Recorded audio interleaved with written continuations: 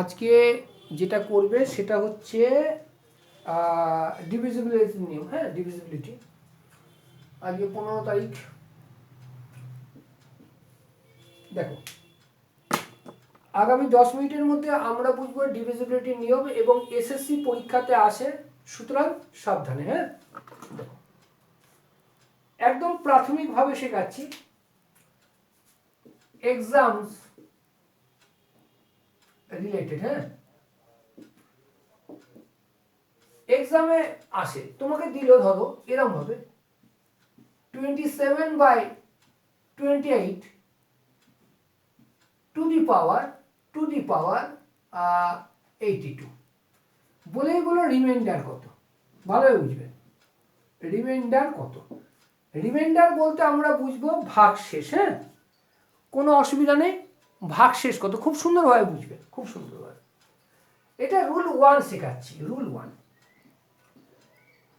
1-এ কি করব দেখো, তার মানে কি এই 27কে 82 বার লিখবো, গুণ করব, 28 দিয়ে ভাগ করব, কখনোই নয়। খুব ভালো বুঝবা। তুমি 27 থেকে 28কে বাদ দেবে, শুনবে 27 থেকে 28কে বাদ, তাহলে 27 বিয়োগ 28 যদি করি -1 হচ্ছে। হ্যাঁ কি না? তুই বলবে হ্যাঁ স্যার -1 হয়েছে। এই যে -1 হলো, তার মানে -1 to the power 82। -1 to the পাওয়ার 82 ভালোই বুঝবা। এখানে যখন -1 এর পাওয়ার জোড় হয়, জোড় মানে জোড় সংখ্যা হয়, -1 এর পাওয়ার যদি জোড় সংখ্যা হয় তাহলে মনে রাখবে সেটা 1 হয়। তাহলে এখানে 82 জোড় সংখ্যা আছে, তো জোড় সংখ্যা আছে, যেহেতু জোড় সংখ্যা সেহেতু 1 হবে। কেন দেখো, কেন হয়? তাহলে দেখো -1 এর জোড় সংখ্যা আমি স্কোয়ার ধরলাম, তাহলে দেখো কত হচ্ছে -1 ইন্টু -1, মাইনাসে মাইনাসে প্লাস হয়, তাহলে +1 হয়ে গেল। তাহলে তুমি মনে রাখবে -1 এর পাওয়ার যদি ইভেন হয়, ইভেন মানে জোড় সংখ্যা হয়, তাহলে রেজাল্টটা কিন্তু সর্বদা 1ই হবে। তার মানে এইখানে বলা যায় এর ভাগশেষ কত? ভাগশেষ 1 থাকবে। ক্লিয়ার? এর ভাগশেষ 1 থাকবে। তাহলে কি করলাম? স্টেপ 1, উপরেরটা থেকে নিচেরটা বিয়োগ দেবে, কিন্তু কখনো নিচের থেকে উপর না। নিউমারেটর বাদ যাবে, করলে উত্তর এসেছিল কত? -1। মনে রাখবে মাইনাস ফিগারে কখনো অবশিষ্ট হয় না। তাহলে -1 টু দি পাওয়ার 82 ছিল, 82 জোড় ছিল বলেই সেটা কি হলো? 1 হয়ে গেল। মনে রাখবে -1 এর পাওয়ার যদি ইভেন হয়, -1 এর পাওয়ার যদি ইভেন হয় সেটা সর্বদা কি হয়? 1 হয়। এইবার দেখো, এইবার একটু কিছু চেঞ্জ করব। হ্যাঁ, ভয় নেই। এবার আসছে 2 নম্বরে।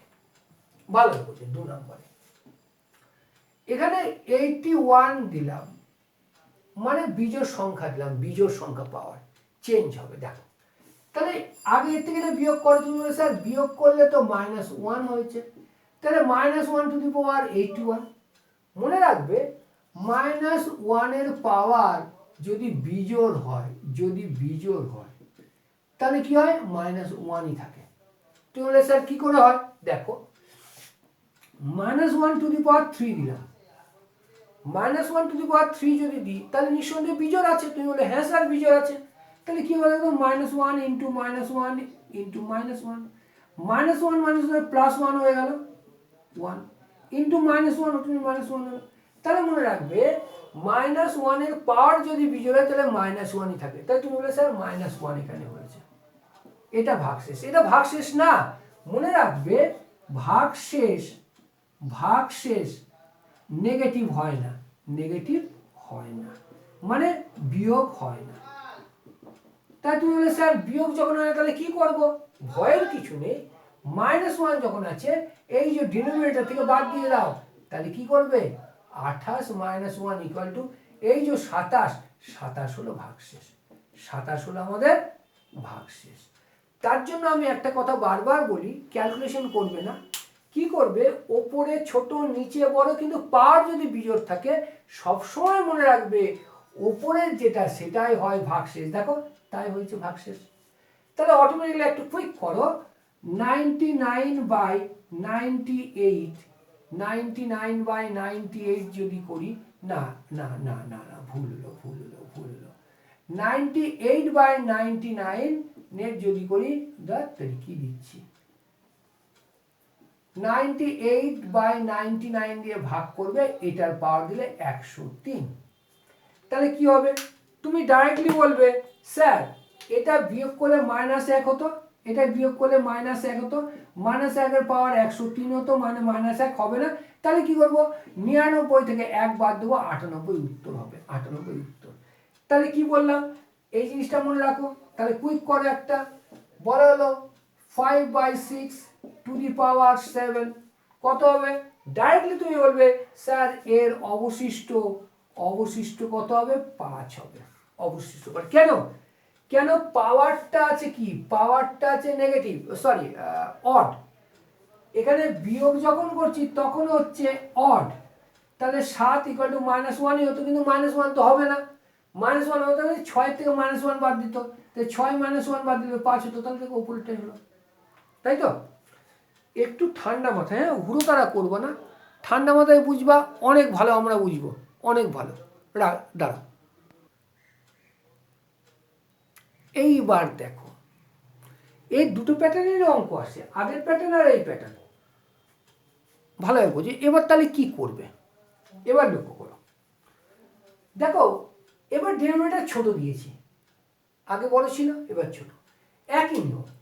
তাহলে 65 থেকে 64 বাদ দেবে, তাহলে 65 - 64 = কত, 1। 1 টু দি পাওয়ার 28, দেখো যখন দেখবে 1 পজিটিভ আছে, মানে 1 নেগেটিভ না, তখন পাওয়ার যাই হোক তোমার দেখার প্রয়োজন নেই, পাওয়ার যাই হোক কি হবে, 1 উত্তর।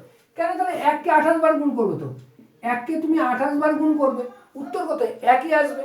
তার মানে তোমাকে মনে রাখতে হবে, যখন বিয়োগফল 1 -1 কিন্তু 1, তখন পাওয়ার অডই হোক পাওয়ার ইভেনই হোক, অবশিষ্ট কত হবে, একই হবে। তার মানে এই অঙ্ককে এই অঙ্ক দিয়ে ভাগ করলে কত হবে, উত্তর একই হবে। এখানেও তাই দেখি, এখানেও বিয়োগ করবে তুমি, স্যার 1 টু দি পাওয়ার 29, 29 কি অড হোক ইভেন হোক দেখার প্রয়োজন নেই, এখানে আমার 1 রয়েছে, যেহেতু 1 রয়েছে এর উত্তর হবে 1। কোনো অসুবিধা, বাড়িতে প্র্যাকটিস করতে হবে, প্র্যাকটিস করবে, কোনো অসুবিধা নেই, হ্যাঁ কোনো অসুবিধা নেই। পরেরটা এবার দেখাচ্ছি, এটা দেখো, এটাও রিমাইন্ডার করেছে, 22 × 203 × 8 আর 6 × 56 × 98 / 3। তোমাকে বললো এর রিমাইন্ডারটা বের করে, এটা সিজিএল এই টাইপের এসেছিল, সিজিএল। তাহলে কি করে করব, তাই তো, এতগুলোকে গুণ করব না, এখানে ট্রিক করো, দেখো এখানে যোগ থাকুক বা বিয়োগ থাকুক বা যাই থাকুক, আমরা কখনো এটাকে প্রথমে গুণ করব না বা যোগ করব না বা বিয়োগ করব না, কি করব, ভালো দেখো, অবশিষ্ট 22কে 3 দিয়ে ভাগ করব, 3 × 7 = 21, অবশিষ্ট কত, তুমি বলে স্যার অবশিষ্ট এখানে 1, ভালো কথা।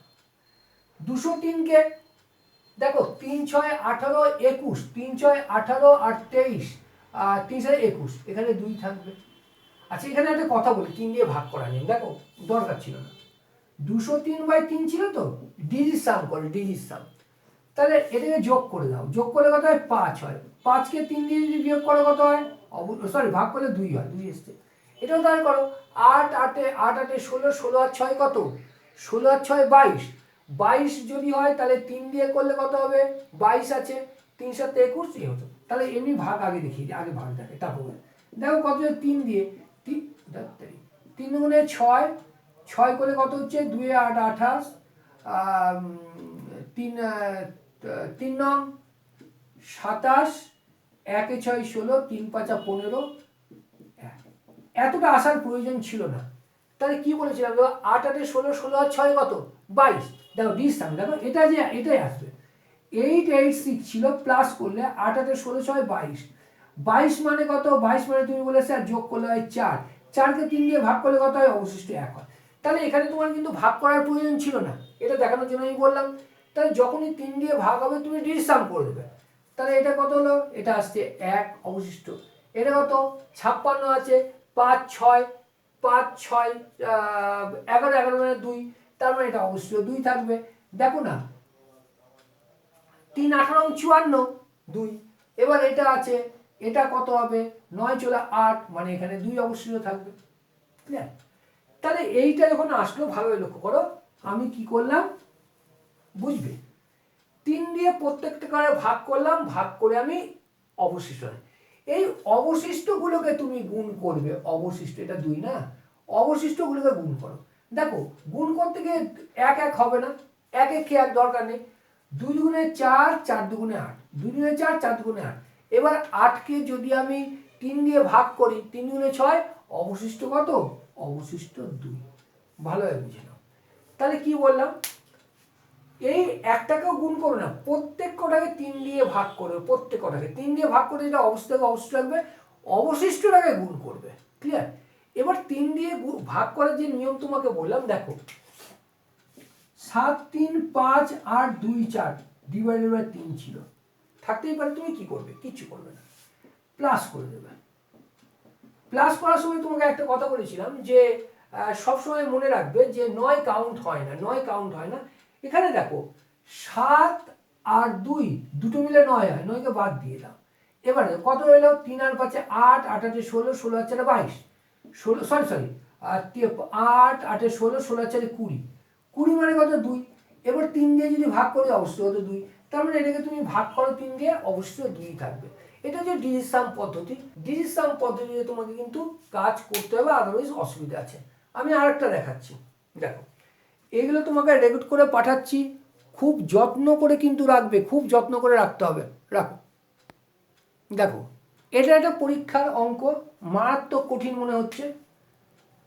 73,249 কে 7,56,033 333 10,80,482 কে গুণ করে 4 দিয়ে ভাগ।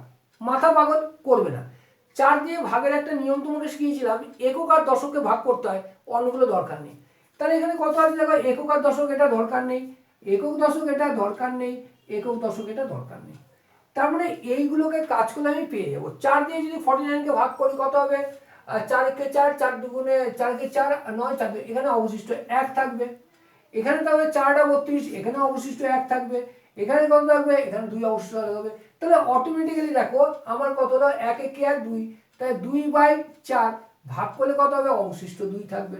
একবারে বেরিয়ে গেল, এত সোজা করে বেরোবে। তাহলে কি বললাম, 4 দিয়ে ভাগের নিয়ম, যত বড়ই সংখ্যা হোক দেখে লাভ নেই। যদি সংখ্যাটা দিতে এরকম 1 2 5 7 9 3 8 4 2 1 এরকম যদি তো তোমাকে বলতো 4 দিয়ে ভাগ করো, যদি এই কথা বলতো, তুমি এতটা ভাগ করতে, তুমি ভাগ করতে না, তুমি কি করতে, একক দশক নিতে। এইটা তোমার দরকার নেই। তাহলে ভাগ করতে কত, 4 5 20, তাহলে রিমাইন্ডার কত 1 থাকতো। তাহলে সংখ্যা যত বড় হোক, দ্যাট ডাজন্ট ম্যাটার। তোমাকে দেখতে হবে কি একক দশক কি আছে, আগের অঙ্কটা ভুলে যাবে, একক দশককে ভাগ করবে 4 দিয়ে, যেটা রেজাল্ট আসবে সেটাই কিন্তু পুরো অঙ্কটা করলে রেজাল্ট আসে, কোনো অসুবিধা নেই। ওকে, দেখো এবার এই অঙ্কটা দেখো, 1 2 5 7 3 9 8 4 2 গুণ 7 8 6 3 2 5 8 4 1 গুণ 9 3 2 9 2 9 1 কে ডিভাইড করতে হবে 9 দিয়ে। 9 দিয়ে ডিভাইড করলে তোমরা জানতে চাও অবশিষ্ট কত। 9 দিয়ে ডিভাইডের নিয়ম বলেছিলাম, 9কে আউট করে দিতে হবে, 9কে আউট করতে হবে, কোনো অসুবিধা নেই। আমি ডিসামে অঙ্ক করব, এটা ভাগ করতে যাবো না, আমি ভাগ করবো না, ডিসামে অঙ্ক করব। কিন্তু কি করবো, ডিসামকে বের করে 9 আউট করি। দেখো 9 আছে, 9 বাদ দাও। দেখো 8 আর 1 9 বাদ দাও, 7 আর 2 9 বাদ দাও। এবার কত, 4 আর 5 9 বাদ দাও, রইলোকে 3 আর 2, রইলোকে 3 আর 2, 3 আর 2 যোগ করলে 5 হয়, 3 আর 2 যোগ করলে 5 হয়। তার মানে এখানে অবশিষ্ট থাকবে 5, 3 আর 2 5। এবার এটাই দেখি, 7 আর 2 9, 8 আর 1 9 বাদ, 6 3 9 বাদ, তাহলে 8 আর 5 13, 13 মানে হচ্ছে 4, এখানে অবশিষ্ট থাকবে কত, 4। দেখো না ভুল বললাম না গো, 7 আর 2 9, 8 আর 1 9, 3 আর 6 9, ও এইটা সরি এইটাও তো গেল, তাহলে 8, 8কে 9 দিয়ে ভাগ করলে কত হবে 8 অবশিষ্ট। এবার দেখো 9 9 বাদ রইল কত 3 আর 2 5 একে 6, তাহলে অবশিষ্ট 6। এইবার করো, দেখো 5 আটা 40, 5 আটা 40, 40 মানে 4, আচ্ছা 5 আটা 40 ইন্টু 6, 6 আটা 48, তাহলে এবার যোগ করো 12, 12 মানে কত 3, তার মানে এত বড় অঙ্ককে যদি আমি 9 দিয়ে ভাগ করতাম রিমাইন্ডার কত বেরোতো 3। এটা হচ্ছে ডিজিট সামের ব্যাপার। যত বড়ই অঙ্ক ডিজিট সাম দিয়ে ক্লিয়ার হয়, তোমার ভয় পাওয়ার কিচ্ছুটি নেই। আমি এ কটা করালাম, যেটা বুঝতে পারবে না ভিডিও দেখার সাথে সাথে আমাকে কল করবে, আমি সময় মতো আবার করবো, কোনো অসুবিধা নেই, আমরা চাকরি পাবো। দেখে নাও।